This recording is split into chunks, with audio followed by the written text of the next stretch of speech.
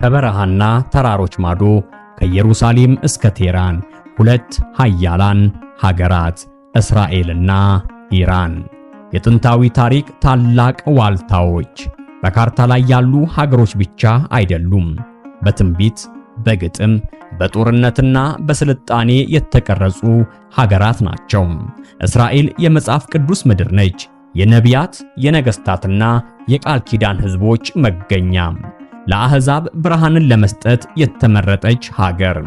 በኢየሩሳሌም ያሉ ድንጋዮች ሁሉ ስለ መለኮታዊ ግንኙነቶች፣ ስለ ቅዱሳን መስዋዕቶችና ስለ ሰማያዊ ተስፋዎች አብዝተው ይናገራሉ።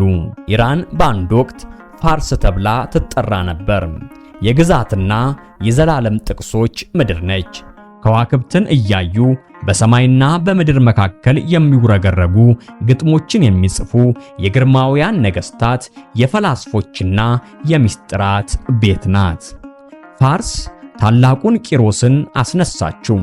መጽሐፍ ቅዱስም በእግዚአብሔር የተቀባ ብሎ እስከሚጠራው ድረስ አይሁዳውያን ተመልሰው ቤተ መቅደሳቸውን መልሰው እንዲገነቡ በሩን የከፈተላቸው የታላቅ ንጉስ ሀገር ናት። ዛሬ ግን ታሪክ ተለውጧል። እነዚህ ሁለት ጥንታውያን ነፍሳት በአንድ ወቅት በመከባበርና በፍቅር የተሳሰሩ ነበሩ። አሁን ግን ጦርነት ውስጥ ገብተዋል። ሁለት አንበሶች እርስ በርሳቸው ተፋጠዋል። እስራኤል ከምዕራባውያን ጎን ትቆማለች፣ በዲሞክራሲና በሳይንሳዊ ኃይሏ ትኮራለች። ኢራን በመካከለኛው ምስራቅ ተጽዕኖን በመሻት የአብዮትና የሃይማኖታዊ ጥንካሬን ሰንደቅ ከፍ አድርጋ ሰቅላለች። በፖለቲካውም ይጋጫሉ፣ በመንፈሳዊ ሁኔታ ይለያያሉ። ነገር ግን ሁለቱም በከፍተኛ እምነቶች ይመራሉ። ሁለቱም ወደ ሰማይ ይመለከታሉ። ሁለቱም በጣፈንታ ይታመናሉ። ሁለቱም ጥንታዊ ታሪኮችንና የክብር ተስፋዎችን ይይዛሉ። ክርስትና አሁንም በሁለቱም አገሮች ውስጥ ይኖራል። የጥንቶቹ ኦርቶዶክስ አብያተ ክርስቲያናት በኢየሩሳሌም ሆነው የደውል ድምጾችን ያሰማሉ። በአንጻሩ ደግሞ በኢራን ውስጥ ጸጥ ያሉ ካቴድራሎች ቆመዋል። ክርስትናዊ መንገዶቻቸው ቢለያዩም በሁለቱም አገሮች ብርሃን አሁንም ይበራል። እስራኤልና ኢራን ከአርስት በላይ ናቸው። በእግዚአብሔር የተቀረጹ የሰዎች ምርጫ ሕያው ታሪኮች ናቸው። ሁለቱም አሁን ባላቸው የፖለቲካ አስተሳሰቦችና ዓለም አቀፋዊ ትስስር በጣም የተለያዩ ቢሆኑም በሰው ልጅ ታሪክ ውስጥ የጥንታዊ ስልጣኔዎች መነሾች ናቸው። ሁለቱም ሀገሮች ጥልቅ መንፈሳዊ ስር፣ ጥልቅ ባህላዊ ትሩፋትና ስትራቴጂካዊ ጂኦፖለቲካዊ ጠቀሜታ አላቸው። ዛሬ ላይ እንደ ብርቱ ተቃዋሚዎች ይተያያሉ። ነገር ግን ባለፈው ታሪካቸው ብዙዎቹ ከሚጠብቁት በላይ እርስ በርስ የተሳሰሩ ሀገራት መሆናቸውን የታሪክ ድርሳናት ፍንትው አድርገው ያስረዱናል። ሰላም እግዚአብሔር ከሁላችሁ ጋር ይሁን። የተወደዳችሁ የ44 ሚዲያ ቤተሰቦቻችን ዛሬ ደግሞ ከታሪክ ማህደር በተሰኘው ፕሮግራማችን የእስራኤልንና የኢራንን ታሪካዊ ዳራ በሚዳስስ ልዩ መርሃ ግብር ወደ እናንተ ቀርበናል። እርሶም ሚዲያችንን ሰብስክራይብ በማድረግና የደውል ምልክቷን በመጫን ከአገልግሎታችን ጎን ይሁኑ እያልን ወደ ዛሬው ዝግጅታችን አመራን።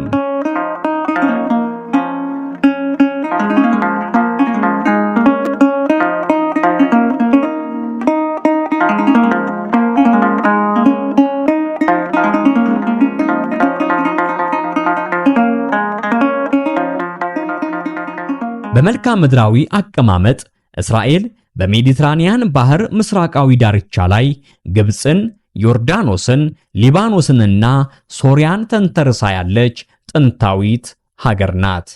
ኢራን በበኩሏ በምዕራብ እስያ የምትገኝ ሰፊና ተራራማ አገር ነች።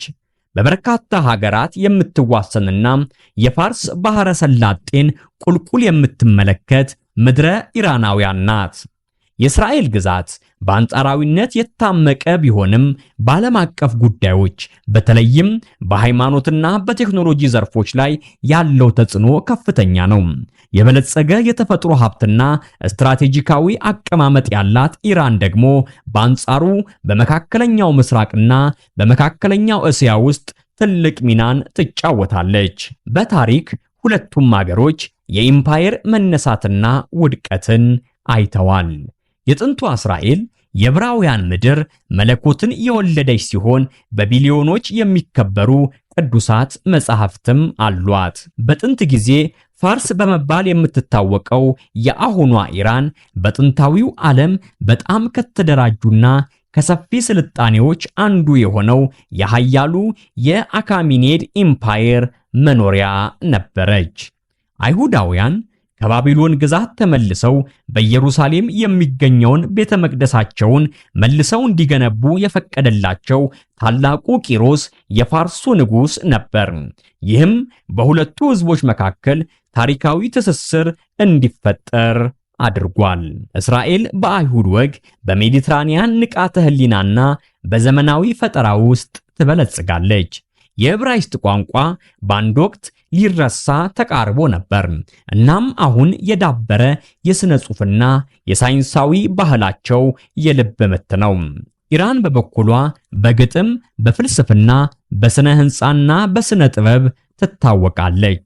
እስራኤል የተለያየ ማህበረሰብ ያላት ዲሞክራሲያዊት ሀገር ስትሆን ኢራን በቲዮክራሲያዊ ልሂቃን የምትመራ እስላማዊ ሪፐብሊክ ናት። ጥንታዊ የሺዓ እስልምና መርሆችን ከዘመናዊ የፖለቲካ ኃይል ጋር አጣምራ መንግስቷን ትመራለች። በፖለቲካዊ መልኩ ሁለቱ ሀገራት ከሀገራዊና ዓለም አቀፋዊ ጉዳዮች በተቃራኒ አቅጣጫ ይቆማሉ። እስራኤል ከምዕራባውያን አገሮች በተለይም ከዩናይትድ ስቴትስ ጋር በቅርበት ትገናኛለች። እናም ብዙ ጊዜ ተለዋዋጭ በሆነ ክልል ውስጥ የዲሞክራሲና የፈጠራ መሰረት ተደርጋም ትታያለች። ኢራን ግን ለምዕራቡ ዓለም ተጽዕኖ ፈታኝ እንደሆነች ይታመናል። የተቃውሞ እንቅስቃሴዎችን እንደምትደግፍና ሀገራዊ ኃይሏን በአስተሳሰብና በወታደራዊ መንገድ ለማስፋት እንደምትፈልግ ተደርጋም ትታያለች። እነዚህ ልዩነቶች ከጊዜ ወደ ጊዜ እየጨመረ ለሚሄደው ውጥረት፣ የውክልና ጦርነቶችና ዲፕሎማሲያዊ አለመግባባቶች በተለይም በኒውክሌር ፍላጎትና በጸጥታ ጉዳዮች ላይ አስተዋጽኦ አድርገዋል። በሃይማኖት ሁለቱም ሀገሮች ስር የሰደዱ ጥልቅ መንፈሳዊ ወጎች አሏቸው። እስራኤል የአይሁድ እምነት ታሪካዊ ሀገር ናት። ለአይሁዲነት፣ ለክርስትናና እስልምና መንፈሳዊ ማዕከል ሆና ቆይታለች። ኢራን በዋናነት የሺዓ ሙስሊም እምነትና አስተዳደር በጥልቀት የተሳሰሩባት የእስልምና ልሂቃንና የአምልኮ ሥርዓት ሃይማኖታዊ ምሽግ ናት። ምንም እንኳን ልዩነቶች ቢኖሩም ሁለቱም ሀገራት በመለኮታዊ አቅርቦት፣ ትንቢትና የተቀደሰ ታሪክ የሕዝቦቻቸውን የዓለም እይታ በሚቀርጹ ጽንሰ ሐሳቦች ላይ ጠንካራ እምነት አላቸው። በኦርቶዶክስ ክርስትና ግዛት እስራኤል የኢትዮጵያ፣ የግሪክና የአርመን ቤተክርስቲያንን ጨምሮ የጥንት የክርስትና ቦታዎችና ማህበረሰቦች መኖሪያ ነች። እነዚህ አብያተ ክርስቲያናት የቀደመችው ቤተክርስቲያን ሥርዓተ አምልኮን ቀጥለዋል። ኢራን በጭቆናና በስደት ውስጥ እምነታቸውን የሚጠብቁ የአርመኒያና የአሶር ኦርቶዶክሳውያን የሚኖሩባት ሀገር ናት። ከቅዱሳት መጻሕፍት የመጀመሪያዎቹ ገጾች አንስቶ እስከ ዘመናዊው ዓለም ውስብስብ ነገሮች ድረስ በእስራኤልና በኢራን መካከል ያለው ግንኙነት በአንድ ወቅት ፋርስ ተብላ ትጠራ በነበረችው ሀገር በመለኮታዊ ጣልቃ ገብነቶች፣ መንፈሳዊ መነቃቃቶች፣ ፖለቲካዊ ውጥረቶችና ትንቢታዊ ምስጢሮች የታጀበ ነው። ይህ ታሪክ በሺዎች የሚቆጠሩ ዓመታትን ያስቆጠረው በጥላቻ ሳይሆን በፍቅር ነበር። በብሉይ ኪዳን ፋርስ ለእስራኤል ጠላት ሳትሆን እንደ አምላካዊ የመልሶ ማቋቋሚያ መሳሪያ ሆና ትታይ ነበር። ባቢሎናውያን ኢየሩሳሌምን ሲያፈርሱና እስራኤላውያንን በግዞት ሲያባርሩ በምህረትና በኃይል የተነሳው የፋርስ ንጉሥ ታላቁ ቂሮስ ነው።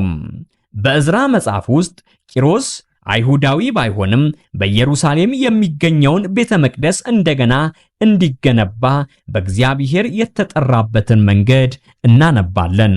ነቢዩ ኢሳይያስም በምዕራፍ 45 ላይ ቂሮስን በእግዚአብሔር የተቀባ ብሎ ጠርቶታል። ይህም ብርቅዬና ቅዱስ የማዕረግ ስም ነው። አይሁዶች ወደ ትውልድ ሀገራቸው እንዲመለሱ ፈቅዶ ለቤተ መቅደሱ መልሶ ግንባታ የገንዘብ ድጋፍም አድርጎም ነበር። በመጽሐፍ ቅዱሳዊ ታሪኩ ውስጥ እጅግ አስደናቂ ከሆኑት አንዱ የአሕዛብ ንጉሥ እግዚአብሔር ለተመረጡት ሕዝቦቹ የገባውን የተስፋ ቃል ለመፈጸም መሳሪያ ሆኖ ያገለገለ የኢራን ሰው ነው። ይህ ግንኙነት ባቢሎን ከወደቀች በኋላ በፋርስ ነገሥታት ስር ባገለገለው በዳንኤል መጽሐፍ ውስጥ በግልጽ ሰፍሮ እናገኘዋለን። የዳንኤል ራእዮች፣ ጸሎቶችና የቅዱሳን መላእክት ግኝቶች የተከናወኑት በፋርስ ምድር ነው። ዳንኤል የተናገራቸው ብዙዎቹ ክርስቶሳዊ ትንቢቶች የተነገሩት በዚህ ጊዜ ነው። የፋርስ ግዛት ምንም እንኳን በባህሉ አረማዊ ቢሆንም ለመለኮታዊ መገለጥና ለመንፈሳዊ ጽናት ዳራ መሆን ችሏል። በተጨማሪም የአስቴር መጽሐፍ ታሪክ የተከናወነው በፋርስ መንግስት ሲሆን ንግሥት አስቴር የተባለች አይሁዳዊት ሴት በጸሎት በጥበብና በድፍረት ሕዝቦቿን ከዘር ማጥፋት ታድጋቸዋለች። ይህም በፋርስ ገዢ የሚመራ ሌላ የአምላክ ክብር የታየበት ምዕራፍ ነው።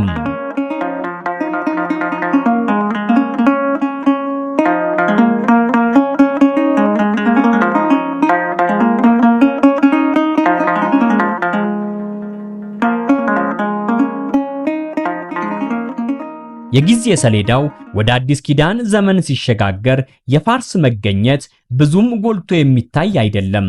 ነገር ግን ተጽዕኖው አልቀረም። በክርስቶስ ጊዜ የፋርስ ግዛት አስቀድሞ ወደ ፓርቲያ ተሸጋግሯል። በኢየሱስ ክርስቶስና በፋርሳውያን መካከል ቀጥተኛ ግንኙነት ባይኖርም ሕፃኑ ኢየሱስ ክርስቶስን የጎበኙ ጠቢባን ሰብአ ሰገል ከፋርስ እንደመጡ ሊሂቃን ያምናሉ። እነዚህ ሰዎች በኮከብ እየተመሩ የክርስቶስን ልደት ተመልክተዋል። ጉዟቸው በአሕዛብ መካከል፣ በምስራቅና በምዕራብ መካከል፣ በአሕዛብና በአይሁድ መካከል ያለውን ድልድይ ይወክላል። ክርስቶስ ስለ አሕዛብ ሁሉ እንደመጣም እንደ ማሳያ ሆኖ ይቀርባል። ነገር ግን ታሪክ ወደፊት እየገፋ ሲሄድ የፖለቲካ ለውጦች ይህንን የቀድሞ ወዳጅነት ለወጡት። በአንድ ወቅት ፋርስ ተብላ የምትጠራው ምድር በ20ኛው መቶ ክፍለ ዘመን ኢራን ተሰኘች። እናም እንደ አውሮፓውያኑ የዘመን አቆጣጠር በ1948 እንደ ዘመናዊ መንግስት የተወለደችው እስራኤል ብዙም ሳትቆይ በጠላቶች ተከበበች። ቂሮስና አስቴር በነበሩበት ዘመን የነበረው ህብረት ጠፋ። ይልቁንም በፖለቲካ በሃይማኖትና በስልጣን የተቀጣጠለ የርዕዮተ ዓለም ጠላትነት ተፈጠረ። ከቅርብ 10 ዓመታት ወዲህ ኢራን የእስራኤልን ህልውና በግልጽ መቃወም ጀመረች። የኢራን መንግስት በእስራኤል ሲቪሎች ላይ ጥቃት በመሰንዘር የሚታወቁትን እንደ ሂዝቦላና ሐማስ ያሉ ታጣቂ ቡድኖችን በይፋ ይደግፍ ጀመር። በሌላ በኩል እስራኤል በአየር ድብደባ፣ በሳይበር ጦርነትና በወታደራዊ ዝግጁነት ምላሽ ሰጠች። እነዚህ ሁለት ጥንታውያን ሀገራት በአንድ ወቅት በእግዚአብሔር የማዳን ታሪክ ውስጥ ተባባሪዎች የነበሩ፣ አሁን ደግሞ በዘመናዊው ዓለም ውስጥ በታላቅ ጦርነት ተጠምደዋል። አሁን ባለው ጦርነት ንጹሃን ዜጎችን ጨምሮ የበርካታ ሰዎች ሕይወት ጠፍቷል። ከተሞች በቦምብ ተደብድበዋል። ጥቂቶች ለሰላም ጮኸው ነበር፣ ነገር ግን አድማጭ አላገኙም። በዓለም ዙሪያ ያሉ ክርስቲያኖች ለመካከለኛው ምስራቅ ሰላም ይጸልያሉ። እናም ብዙዎች የእስራኤልንና የኢራንን የመጨረሻ ዕጣ ፈንታ ከመጨረሻው ጊዜ ትንቢቶች ጋር በጣም የተያያዘ እንደሆነ ይናገራሉ። መጽሐፍ ቅዱስ ስለ እስራኤል የወደፊት ዕጣ ብዙ ጊዜ ይናገራል። የዘካርያስ መጽሐፍ የተለያዩ ሀገራት በኢየሩሳሌም እንደሚሰበሰቡ ያወሳል። ሆኖም እግዚአብሔር ጣልቃ ገብቶ ሕዝቡን ይጠብቃል። ሐዋርያው ቅዱስ ጳውሎስ በሮሜ መጽሐፉ ላይ እስራኤል በአምላክ የተመረጠች መሆኗን እስራኤልም ሁሉ ይድናሉ በማለት ይህንኑ ትንቢት አስታውሶናል። ግን ስለ ኢራንስ? በኤርምያስ መጽሐፍ በምዕራፍ 49 ላይ በኤላም አሊያም በጥንቷ የኢራን ግዛት ላይ የተነገረ ትንቢትን እናገኛለን። ይህም በኢራን ላይ ጥፋት እንደሚመጣ በግልጽ የተጻፈ ነው። ነገር ግን ለውጥ ይመጣል። ቅዱሱ መጽሐፍም እንዲህ ይለናል፣ በኋለኛው ዘመን የኤላምን ምርኮ መልሳለሁ ይላል እግዚአብሔር። ይህ በፖለቲካ ውዥንብር ውስጥ ያላቸውን የኢራንን የወደፊት ተስፋ ያሳያል። በእርግጥም የመንግስት ጭቆና ቢኖርም በኢራን ጸጥ ያለ መነቃቃት አለ። ከመሬት በታች ያሉ አብያተ ክርስቲያናት እያደጉ መጥተዋል። ብዙ ኢራናውያን በጠንካራ ሃይማኖታዊ አገዛዝ ደክሟቸው በድብቅ ወደ ክርስቶስ እየተመለሱ ነው። አንዳንዶች በዓለም ላይ በፍጥነት በማደግ ላይ ካሉ ክርስትናዊ እንቅስቃሴዎች አንዱ የኢራን ነው ብለው ይናገራሉ። አንዳንድ ሙስሊሞችም ክርስትናን የተቀበሉት በአመጽ ሳይሆን በልባቸው ውስጥ በተጻፈ መለኮታዊ ጥሪ ነው። በእስራኤልና በኢራን ያለውን የኦርቶዶክስ ክርስትና መልክ ስናነጻጽር የተለያዩ ታሪኮችን እናገኛለን። በእስራኤል የኦርቶዶክስ ክርስትና ከአይሁድ እምነት ከእስልምናና ከዓለማዊ ማህበረሰብ ጎን ለጎን ይካሄዳል። ይህም ከቁጥር አንጻር ክርስትና አነስተኛ መሆኑን ያመላክተናል። የኢትዮጵያ ኦርቶዶክስ ተዋሕዶ፣ የግሪክ ኦርቶዶክስ ቤተክርስቲያንና የአርመን ኦርቶዶክስ ቤተክርስቲያን የጥንቷ ቤተክርስቲያንን ጥንታዊ ትውፊት በመጠበቅ ስር የሰደዱ ናቸው። እነዚህ አብያተ ክርስቲያናት የቅዱሳን ሥርዓቶችን ያካሂዳሉ፣ የሐዋርያትን ቋንቋ ይጠብቃሉ፣ የተለያዩ ገዳማትና አድባራትም አሏቸው። በኢራን ግን ክርስትና በጣም የተገደበ ነው። እዛ ያሉ ጥቂት የኦርቶዶክስ ክርስቲያኖች በዋነኝነት አርመኖችና አሦራውያን ሲሆኑ ጥንታውያን አብያተ ክርስቲያናት በቤተ ክርስቲያኑ የመጀመሪያዎቹ ምዕተ ዓመታት ውስጥ የታነጹ ናቸው። ነገር ግን በኢራን ወንጌልን መስበክ ክልክል ነው። ከእስልምና መውጣትም ቢሆን ያስቀጣል። በዚህም ሳቢያ በርካታ ክርስቲያኖች ይሰደዳሉ። ታዲያ ይህ ቢሆንም እምነት ሕያው ሆኖ ይኖራል፣ ተደብቆ በጨለማ ውስጥ እንዳለ ሻማ። ይህ ከመሬት በታች ያለው የእምነት ነበልባል ኢራንን ከክርስትና ጋር ብቻ ሳይሆን በአስቸጋሪ ጊዜያት ከምትሰቃየውና ቅድስት ቤተክርስቲያን ከምትመሰክረው ትንቢት ጋርም ይገናኛል። ስለዚህም በቅዱሳት መጻሕፍትና በታሪኩ ውስጥ ስር የሰደዱ እነዚህ ሁለት ሀገሮች እንደ ተዋናዮች በመለኮታዊ መድረክ ላይ በጊዜ ውስጥ ሲንቀሳቀሱ እናያለን። ሚናቸው ተለውጧል። ከአጋርነት ወደ ጠላትነት፣ ከመከታነት ወደ ስጋትነት። ግን የእግዚአብሔር ታሪክ ገና አላለቀም። ምናልባትም ቂሮስን ተጠቅሞ ቤተ መቅደሱን መልሶ የገነባው አምላክ ጦርነትን ሳይሆን ሰላምን የሚፈልጉ አዳዲስ መሪዎችን ያስነሳል። ምናልባትም በመጪዎቹ ጊዜያት የአስቴር ዘሮችና የኢየሩሳሌም ልጆች እንደገና በፍቅር ማዕድ ይቀመጣሉ። እስከዚያ ቀን ድረስ ግን ወደ ሁለቱ ሀገራት መመልከታችንን መጸለያችንንና ታሪካቸውን ማሰባችንን እንቀጥላለን። ሕዝበ እስራኤልን ወደ ነበሩበት ለመመለስ የታገለውን ፋርሳዊ ንጉሥ ዕለት ከዕለት እንዘክራለን። በከዋክብት ተመርተው ወደ ቤተልሔም የተጓዙትን ፋርሳውያን እናስባለን። አሕዛብ እንደሚነሱና እንደሚወድቁ ቅዱሳት መጻሕፍት ያወሳሉ። የእግዚአብሔር ቃል ግን ለዘላለሙ ይኖራል። ምንም እንኳን ፖለቲካ ቢከፋፍልም እምነት ሕያው ሆኖ እግዚአብሔርን የሚፈልጉትን አንድ ያደርጋል። የነዚህ ሁለት ሀገራት ዕጣ ፈንታ ሙሉ ለሙሉ በነገስታትና በሰራዊት እጅ ሳይሆን ሁሉን ቻይ በሆነው በእግዚአብሔር እጅ ነው። ወስብሐት ለእግዚአብሔር ወለወላዲቱ ድንግል ወለመስቀሉ ክቡር።